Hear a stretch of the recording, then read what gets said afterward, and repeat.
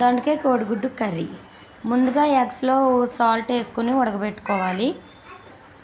మిక్సీలో ఉల్లిపాయ ముక్కలు, టమాటా ముక్కలు, ధనియాలు, వెల్లుల్లిపాయ, అల్లం ముక్కలు వేసుకుని మిక్సీ పెట్టుకోవాలి.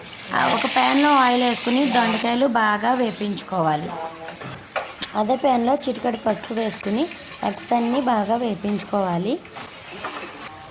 ఇలా వేగిన తర్వాత ఒక ప్లేట్లోకి తీసుకొని అదే ప్యాన్లో పచ్చిమిర్చి, జీలకర్ర, కరివేపాకు, వెల్లుల్లి వేసుకుని బాగా వేపించుకోవాలి. ఇలా వేగిన తర్వాత ఉల్లిపాయ పేస్ట్ వేసుకోవాలి. ఉల్లిపాయ పేస్ట్ మగ్గాక రుచికి సరిపడే సాల్ట్, తగినంత కారం వేసుకుని బాగా కలుపుకోవాలి. అలా కలిపిన తర్వాత వేపించుకున్న దొండకాయలు ఇలా వేసుకోవాలి. ఎగ్స్ కూడా వేసుకుని బాగా కలుపుకోవాలి. తగినన్ని వాటర్ కూడా వేసుకోవాలి. టేస్టీగా దొండకాయ కోడిగుడ్డు కర్రీ.